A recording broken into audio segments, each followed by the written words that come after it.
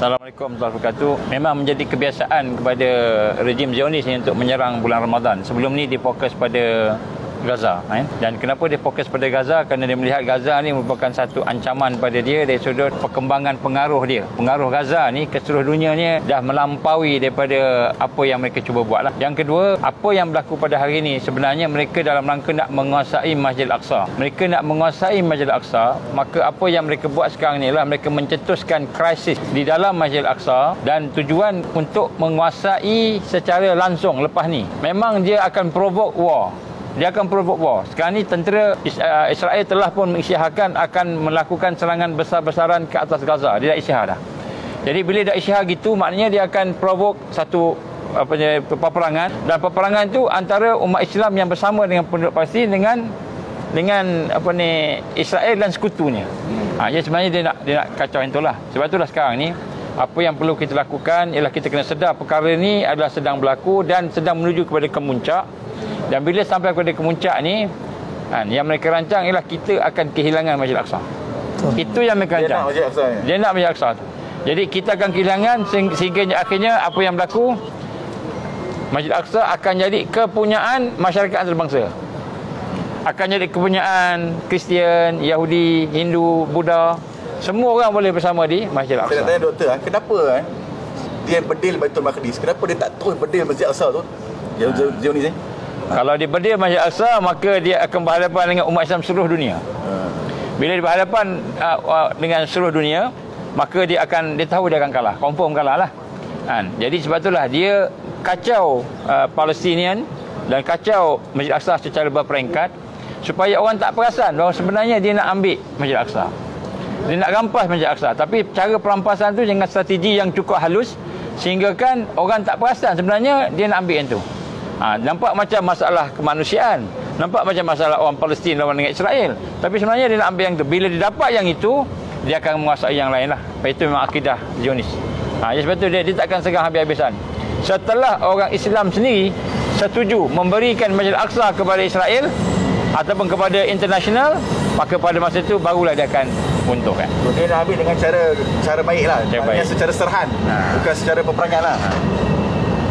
Bagaimana pandangan Tuan Yusof pula mengenai kekejaman pengeboman semalam 90 orang, 80 orang mati di Bedil dengan peluru berpandu di Baitul Maqdis. Terima kasih pada bulan di hujung-hujung bulan Ramadan ni, macam mana? Terima kasih kepada Datuk Isyam, penasihat saya Dr. Nur Azman yang banyak beri nasihat kepada kami. Tapi itulah saya nak beritahu, agama Kristian, agama Buddha, agama Hindu, apa saja agama, pegangan kitab masing-masing, apatah lagi agama Islam, telah terdidik bahawa harus menjaga keamanan, kedamaian. Maksudnya hadirnya mereka itu mewujudkan ketenangan. Maksudnya wujudnya kasih sayang. Mana-mana agama ajar macam tu. Jadi tak boleh orang sentuh, orang cakap orang Islam bila lawan teroris.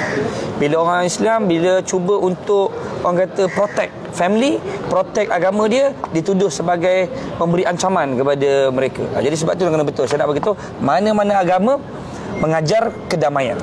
Jadi kalau orang yang menyerang dan membunuh ataupun ini panggilnya membunuh lah, mengacau, merosakkan ambil tempat tinggal orang, ini bukan manusia lah.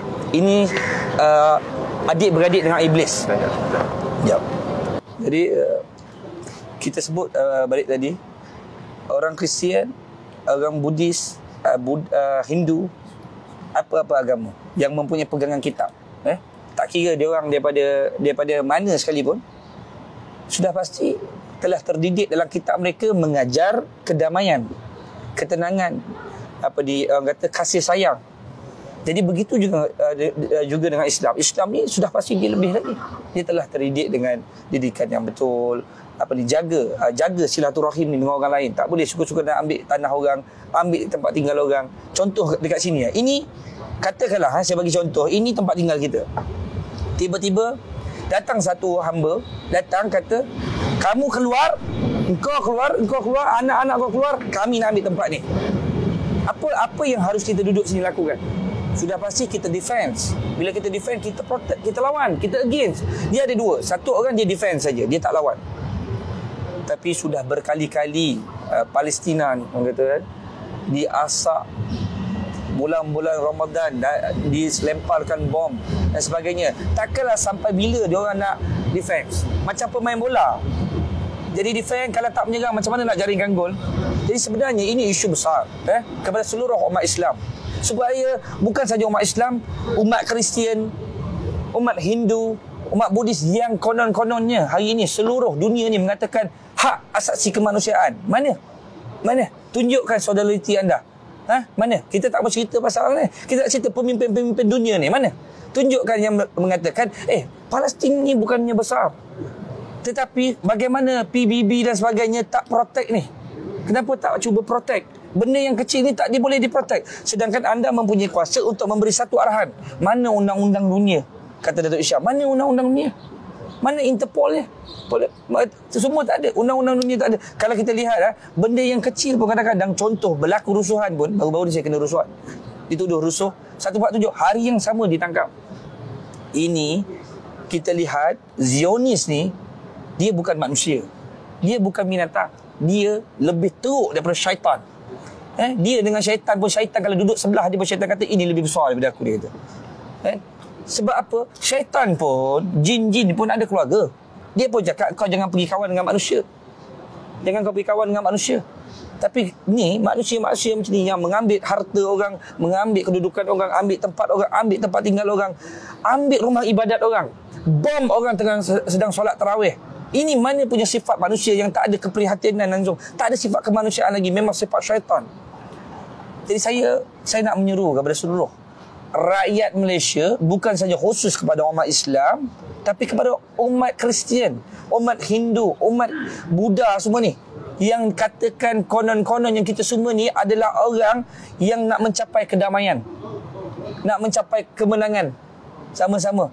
Kasih sayang, tunjukkan solidariti anda.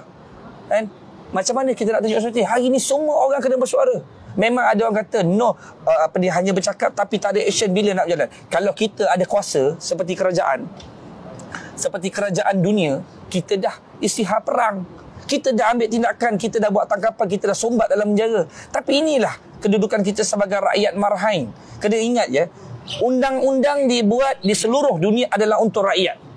Jadi kerajaan yang sebenar adalah rakyat. Bagaimana ini rakyat di Palestina tidak dibela? Apa sebenarnya kaedah dan tindakan daripada pemerintah di sana? Ni sekarang ni kita kena faham kerajaan yang sebenar kepada, contoh di Malaysia ni, kerajaan sebenar bukannya kerajaan yang memerintah. Mereka dipilih untuk menjalankan amanah, diundi untuk menjalankan amanah. Di parlimen ke, di kabinet ke, mereka dipilih untuk menjalankan amanah. Jadi jangan fikir bahawa kuasa itu milik anda. Kuasa itu milik rakyat. Rakyat yang pilih. Sebab tu dah kena faham 32 juta pengguna di Malaysia ini adalah kerajaan yang sebenar. Mereka adalah kerajaan.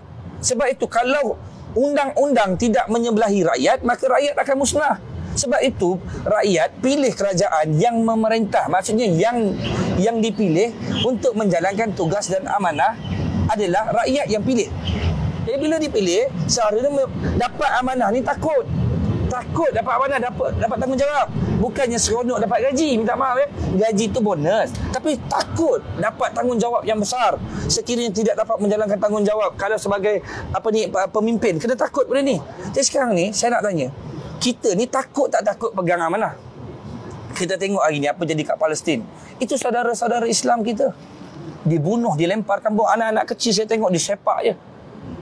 Wanita-wanita yang tidak bersalah. Kalaulah mereka ni manusia, tak mungkin begini perasaan dia orang. Tak mungkin perbuatan macam ni. Sebab ada furqan. Dalam orang bukan Islam ni, dia ada furqan tau. Dia tahu baik dan buruk. Tapi kalau tak ada furqan ni, maksudnya ini lebih dahsyat daripada iblis. Iblis pun takut bila Firaun mengaku diri Tuhan. Ini dia orang ni nak jadi Tuhan ni. Dia orang ni nak jadi Tuhan. Jadi mana undang-undang dunia? Kalau undang-undang dunia di Palestin tu, kalau kita tengok kerajaan di Palestin itu, kalau tidak menyebelahi mereka, maka pemimpin mereka ini pemimpin yang zalim, pemimpin yang tidak membawa kebenaran yang sebenar, tidak ada kejujuran dalam kepimpinannya. Jadi sepatutnya campur tangan daripada pemimpin-pemimpin dunia, sama ada Islam ataupun bukan Islam, kena masuk campur. Sebab ini adalah kezaliman Zionis yang sudah berkurun dah bukan 30 tahun, berapa puluh tahun dah kezaliman ni. Dan mereka 73 tahun. Mereka sudah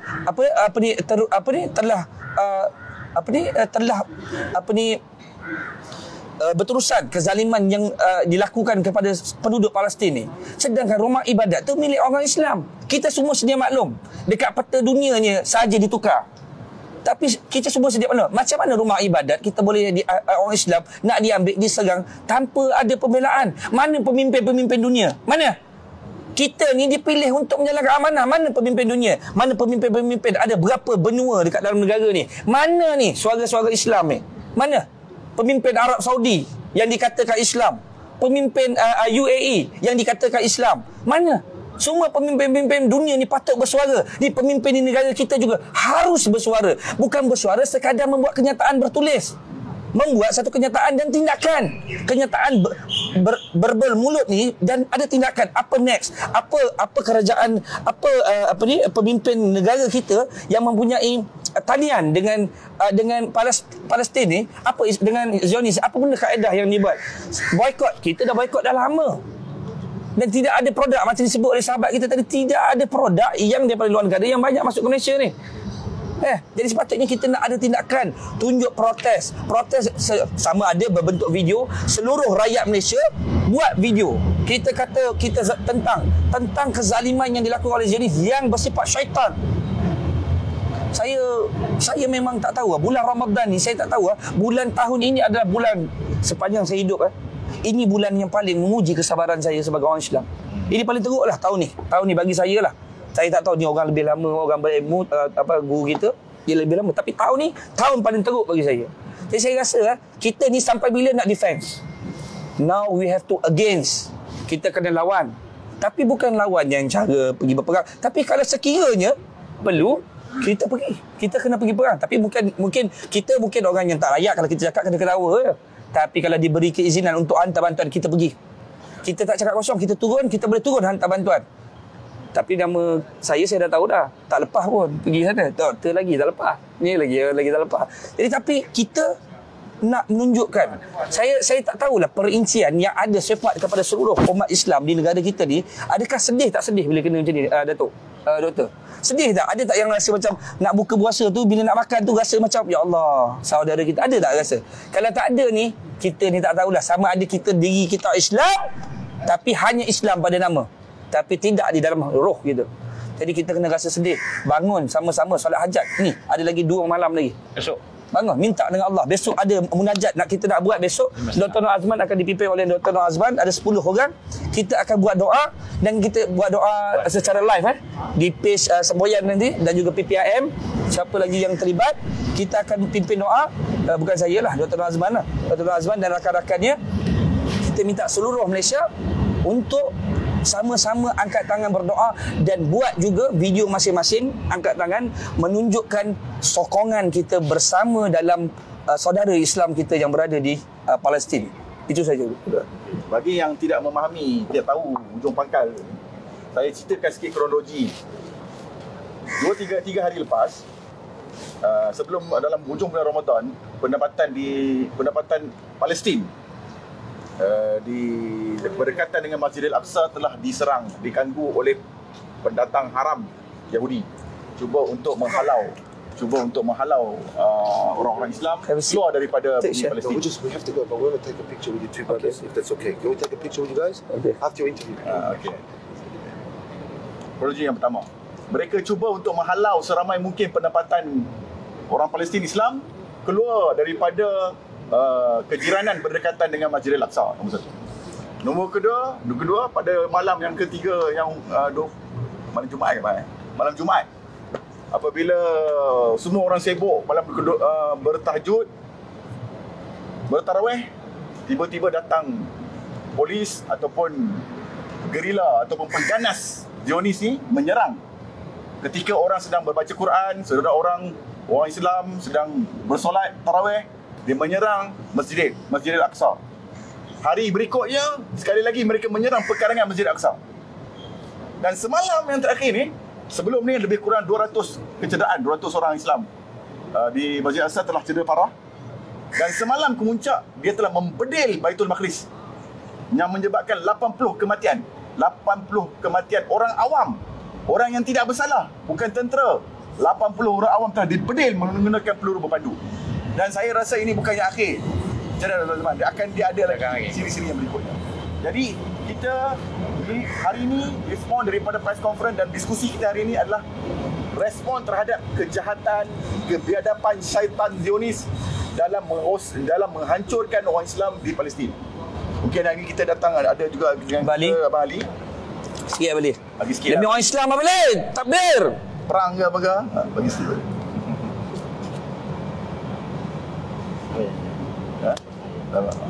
Abang dia action. Dia terlalu marah dah. Action orang tu. Habis dah keluar dah. Dia bercakap Allahu Akbar. Jadi saya tanya lagi. Allahu Dr. Rahman. Baik, saya nak cerita sikit satu benda. Ni strategi dia. Matlamat dia nak merampas Masjid Al-Aqsa. Itu matlamat dia. Cara dia buat kacau. Macam kalau katakan ada orang nak ambil satu kawasan tu ialah kawasan orang kampung. Macam mana dia nak halau orang kampung daripada situ? Dia kacau, dia bakarlah, dia apalah sebagainya. Akhirnya akan ada pihak ketiga masuk. Pihak ketiga ni pihak pengaman, pihak orang tengah, neutral. Maka pihak ketiga ni akan bagi kepada apa yang dia nak. Itu cara dia. Jadi Dia plan lah, dia plan macam tu. Jadi sebab tu kita tengok lepas ni sebenarnya yang ditarget disasarkan ialah akan ada orang Islam yang akan normalize. Maknanya boleh terima, tak apalah, kita pakat-pakat damai, semua cinta perdamaian, semua cinta peace. Kita berdamai, tak payah apa. Akhirnya Masjid Al-Aqsa akan terlepas daripada tangan orang Islam. Dan ketika itulah orang Islam akan bangkit. Ya, betul. Ketika itu akan bangkit. Jangan bangkit. Bangkit perang ke, Bang? Jangan bangkit perang. Mungkin bangkit perang. Mungkin. Bila sampailah, bila Bila sampai waktunya. Sekarang ni jangan bangkit lagi. Sekarang ni kita doa dulu. InsyaAllah. Kita boycott dulu. Baik. Kita persiapkan dulu kan, iman kita, spiritual kita, mental kita, persiapan yang lain. Dan kita menyeru pada pihak kerajaan, kalau boleh hantar bantuan, hantarlah bantuan pada sahabat-sahabat kita, saudara kita kat sana. Dan kalau boleh hantar NGO, hantarlah NGO untuk bantu. Nak masuk pun boleh, kalau nak boleh masuk untuk bantu. Terutamanya sekarang ni mereka telah isytiharkan peperangan besar-besaran di Gaza. Jadi dia akan tutuplah kes perang perang ni kita prepare insya-Allah. Sebab dia ke arah situ. Sebab Nabi kata apa? La taqumus sa'ah hatta yuqatil al-muslimun al-yahud. Tidak akan berlaku kiamat sehinggalah berperang orang Islam dengan orang Yahudi. Ini Nabi sebut kata yuqatil ni perang. Dan akhirnya maknanya perang ni dan kemudian orang Islam akan menang. Sekarang ni orang Islam kalah saja. Jadi akan menang. Bila masanya? Setelah Masjid Al-Aqsa dirampas ataupun ketika dia melakukan sesuatu kepada dia, kemungkinan besar ketika itulah akan berlaku sesuatu yang besar.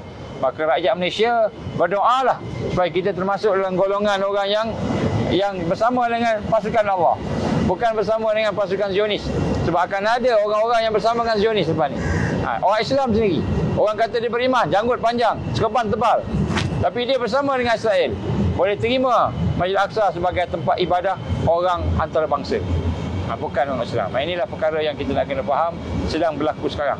Ya, sebab itulah insya-Allah saya menyeru kita jadikan perkara ini untuk bersatu. Kita kena bersatu. Dan mereka bukan saja nak mengambil Masjid Al-Aqsa, mereka nak ambil negara kita ni. Malaysia pun dia nak ambil. Kalau dekat sana kan dia halau dengan peluru. Dekat sini nak pergi pun tak boleh dah. Adalah sebab-sebabnya. Kalau dalam kata bang boleh duduk sebelah-sebelah. Kalau dekat masjid kan dia limitkan tak boleh. Jadi kadang-kadang kita pun pening kepala. Jadi adakah ini merupakan perkara yang dirancang serentak? Sebab itulah saya menyeru, ada satu benda lagi yang saya rasa semboyan kena tahu. Anak-anak muda kena tahu.